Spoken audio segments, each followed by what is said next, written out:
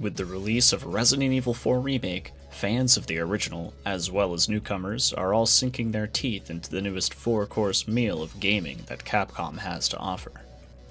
While everyone is spending anywhere between 20 to 100 hours trying out a few playthroughs and collecting achievements and rewards, speedrunners tend to be the select group of people who have the itch to test what can and can't be done in a game.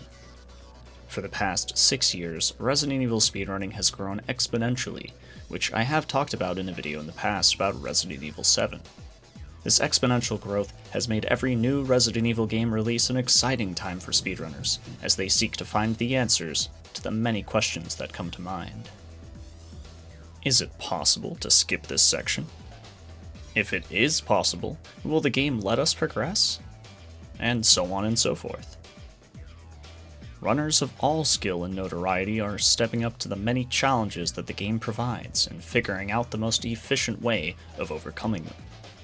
This usually leads to labbing out boss fights, finding optimal paths for enemy-infested areas, quick puzzle solutions, smart resource management, and much more.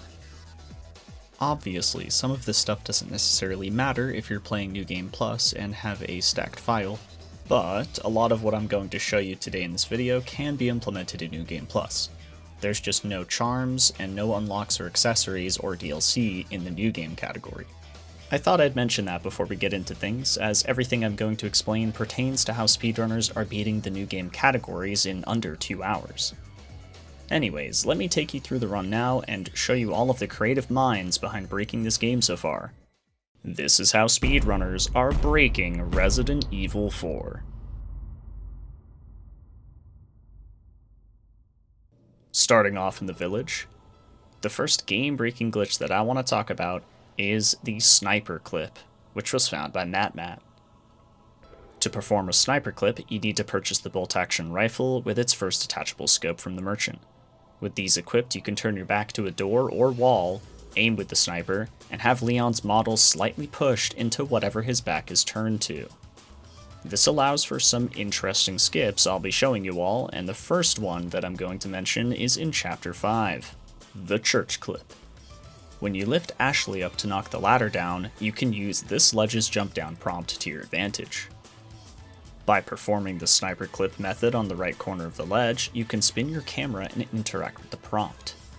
If done correctly, Leon will jump down slightly clipped into the wall, causing him to drop all the way down to the first floor.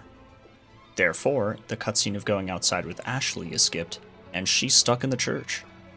Now, you would think this means that the game won't let you progress, but it does. You can run all the way to the cabin scene without worrying about Ashley at all. The entire chapter is way more consistent due to this, especially on hardcore and professional. You can also perform this clip without the sniper by crouching into the same corner and using the jump down prompt while clipped into the wall. This is the first introduction of this type of clip in all categories, but it's followed up by 2 huge skips found by TrueCep right afterwards in Chapter 6. Both of these were found due to the discovery of autosave clips, and those autosave clips were actually found by Hippo. Autosave clips involve clipping Leon into a wall and hitting an autosave. If you load that save, Leon will be fully clipped into the wall, and you will most likely be out of bounds. So let's talk about the first skip here in Chapter 6, the Bella Sisters skip. It requires some specific positioning to ensure that you don't hit the checkpoint for the autosave before setting up the sniper clip. To do that, you shoot the lock through this hole in the wood, and go around the right side of this room towards the boxes. From here, you'll set up against the wall, hold back, and simultaneously walk along the wall until you hit the checkpoint. Once you do, you'll reload your autosave, and Leon will be clipped into the wall. From here, you have to make sure you don't clip back in bounds, and walk along the left side of the wall. Opening the map can help here, but it's pretty easy to navigate your way to the other side of the door that you originally would need the crank to open. There you have it. Bella Sisters completely skipped. After skipping the Bella Sisters, there is the chase sequence running away from Mendez. But when you get to Mendez, you don't have to fight him. You can skip Mendez as well. The original version of this skip was done by doing a sniper clip on the wall, holding back and left to shimmy down the stairs, hitting the autosave, loading it, and successfully clipping into the wall. From that point, you turn around, run inside the wall, and make your way outside on the path to the castle. This skip can also be done on professional difficulty though, so no autosaves. That method was found by Hazeblade, which involves doing the sniper clip on the typewriter next to the merchant. It takes 2 sniper clips and saves to effectively get out of bounds here, but once you're out, you can run along the side, turn around, and run up the rocks, and eventually drop into the path to the castle. Both of these versions were voided as soon as the merchant method was found though. By simply crouching parallel with the table, you can clip Leon into the wall by talking to the merchant. Once you've exited the merchant menu, you hold back and right, and then talk to him again. Backing out from the second merchant menu will have Leon clipped completely out of bounds, and it will allow you to run up the rocks to reach the path to the castle. The merchant method is the one that is used in pretty much every any % category now. An added bonus to the skip is that Mendez in his first phase form is just chilling at the top of the path. It's so funny looking, and he's just heavy breathing too.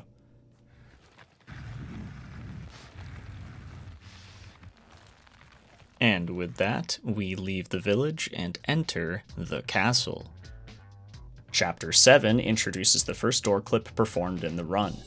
A door clip is how the sniper clip was found to be effective in the first place. To perform this variation of door clipping, you must set up the sniper clip as usual against a door. But this time, you need to drag your camera around while activating the open door prompt.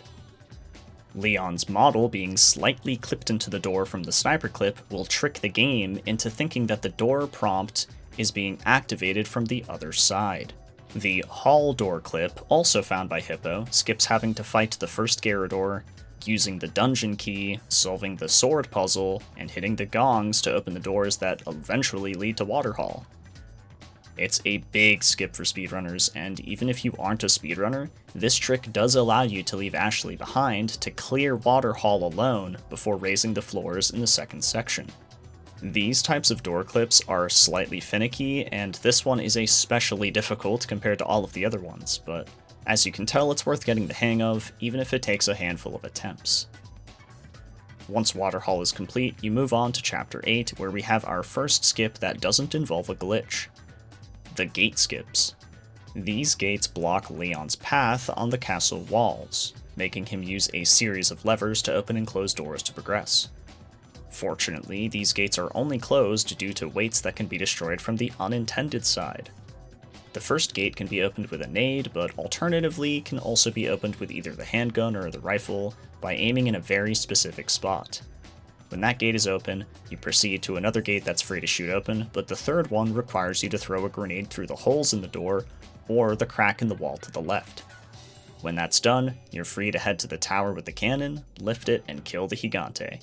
No glitches required, and it saves a nice chunk of time. It's hard to say if this was intended to be found by the devs, and that can be said about the next trick as well. In Chapter 9, after the hedge maze section, there are 3 rooms with 3 heads to put on the Chimera statue. The goat head is across a path that can be lowered and lifted via a lever, and when you get far enough along that path, a Ganado will lower you down. This forces you and Ashley to run around, kill Ganados, and pull the lever back to relift it.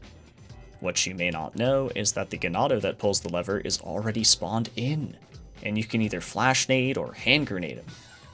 This will prevent the cutscene entirely and allow Leon to run all the way to the goat head and simply leave the room. You can also do this with the bolt thrower mines and rockets.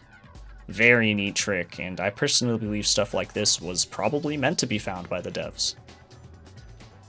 After Chapter 9 is over, Leon is alone again, and headed straight for the busted ballroom of Novistadors. There are 2 Novistadors laying dormant here, one on the ceiling and another on the floor. Killing both of them is a good idea, as this big locked door is where the next door clip is performed.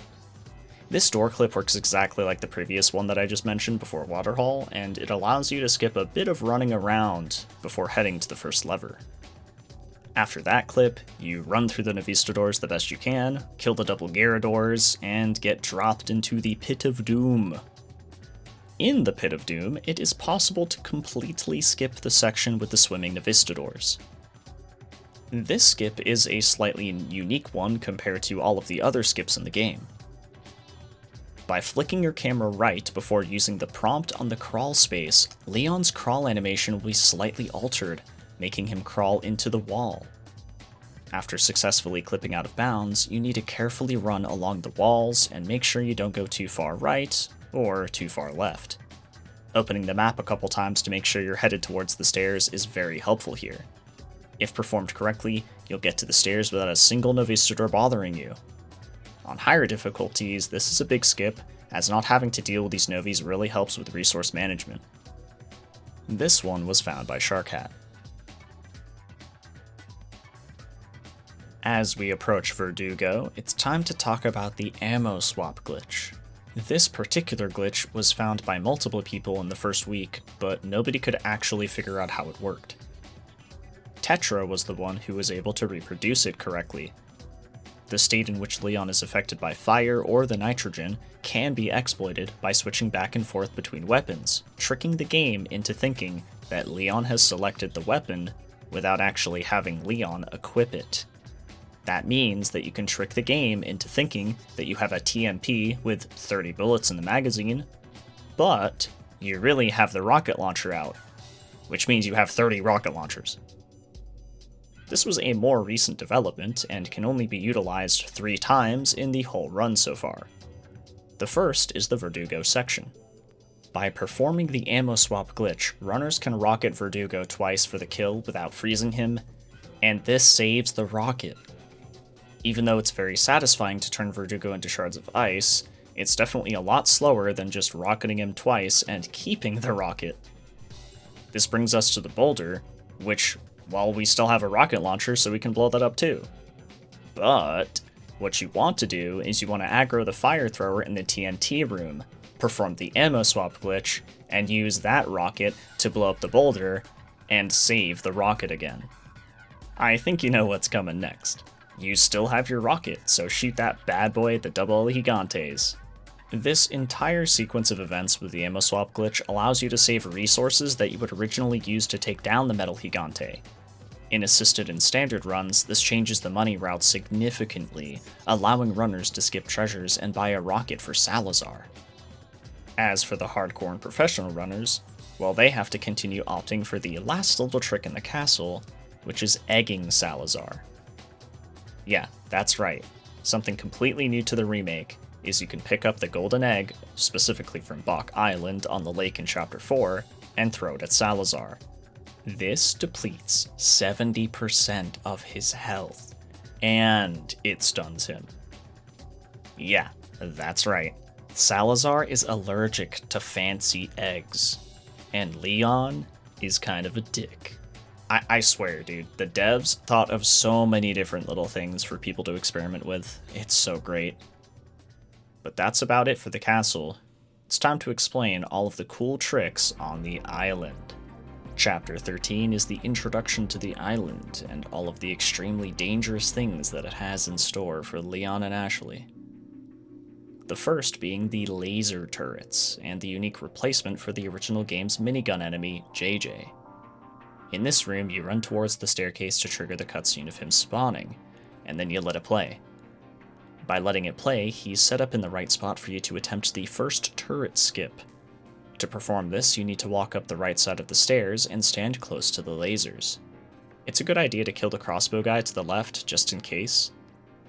By standing close to the lasers, you can lure Man-Bear-Pig to walk towards you, which will cause the turret to focus him, and let Leon slip by on the right side to open the door. Obviously, this is very risky and only recommended to those of you who really need to save a bit of extra time. The other method is to throw a hand grenade at the crossbow guy to the left, causing him to fall into the turret. The chances of this method working consistently are seemingly lower, but it is technically faster, as you don't have to wait for the cutscene. After turret skip, the rest of Chapter 13 is pretty straightforward, but the next chapter has the biggest skip in the game. In Chapter 14, you escort Ashley through a few rooms before encountering the first Iron Maiden in the game. After defeating it, you reach the waste disposal area, where you have Ashley operate a crank while defending her in the presence of another regenerator. This allows you to power the door that leads you to the wrecking ball area, which you then have to defend Ashley from hordes of Ganados and Plagas while she breaks the wall down. Now, what if I told you that all of that is skipped by performing the easiest door clip in the whole game right at the start of the chapter? This door clip is performed just like the other door clips, but there is an alternate method if you don't have the sniper. You can actually do a crouch clip through this door, which was found very effective for console players. It's actually kind of a miracle that the game lets you progress and use the elevator to get to Krauser's area, especially with how some of the recent Resident Evil games have been when it comes to these big skips. Most of them just completely softlock. After Ashley is kidnapped for the final time, you go on to fight Krauser legitimately. But after defeating him, Chapter 15 has some of the most unique skips in the entire game.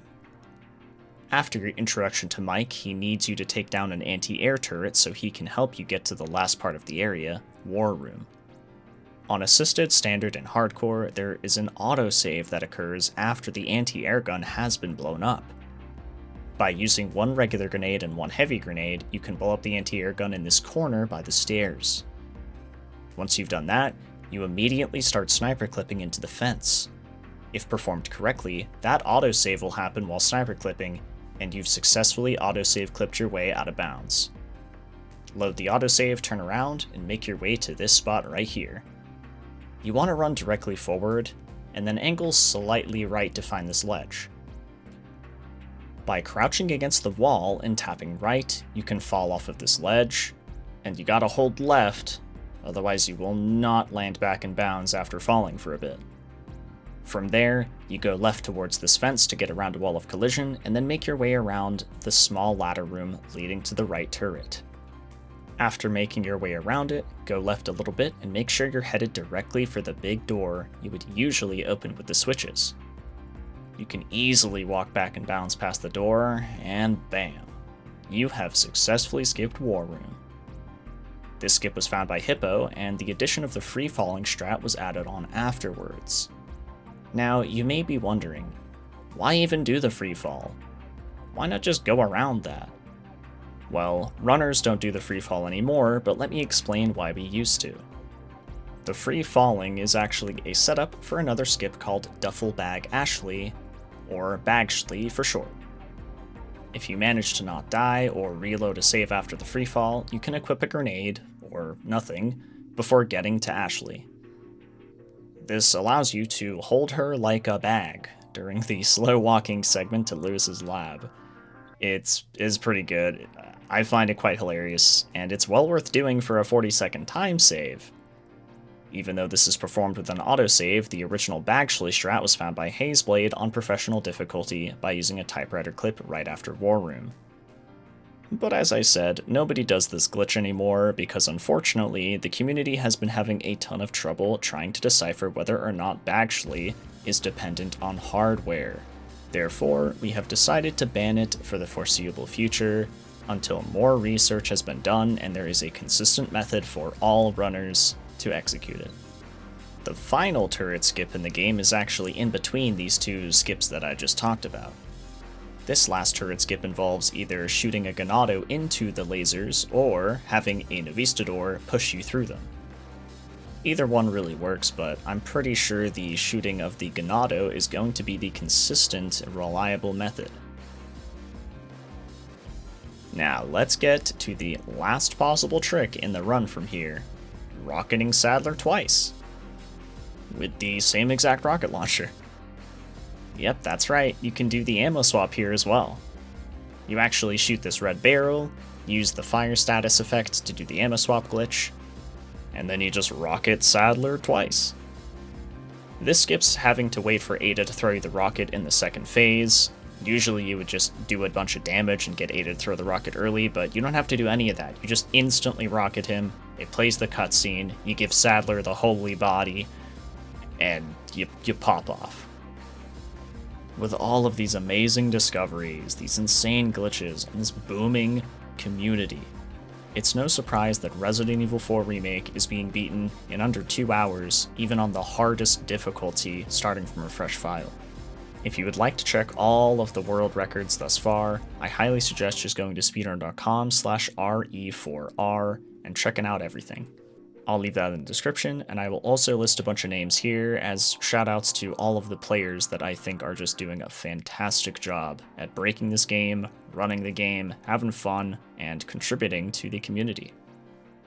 The game has been out for only a month, but I can certainly say without a doubt, as somebody who has been highly involved with the Resident Evil community and a head moderator for pretty much every single Resident Evil game in the past 6 years, this is one of the biggest games for Resident Evil speedrunning. There are almost 5,000 members in the RE4 Remake speedrunning Discord, as well as hundreds and hundreds of runners all over the world submitting their times to the leaderboards. If anybody who's watching this right now is interested in learning any of these speedrun tricks, feel free to join the Discord and we'll help you out. I'll leave the link to that in the description. And the last thing I'd like to mention is that if you haven't already done so, I highly suggest following me at twitch.tv/maxilobes. I have been streaming the heck out of this game, doing many different speedrun categories as well as challenge runs. If you'd like to check out the most recent one, I did post a full video of the world's first completion of Professional Knife Only. I assure you, if this video didn't make you want to subscribe, that one will. I'm telling you, I worked pretty damn hard on it. I'll leave that video on the end screen, as well as some others that may interest you. Much love, and thank you again so much for watching, and I will see you next time for another thrilling speedrunning story.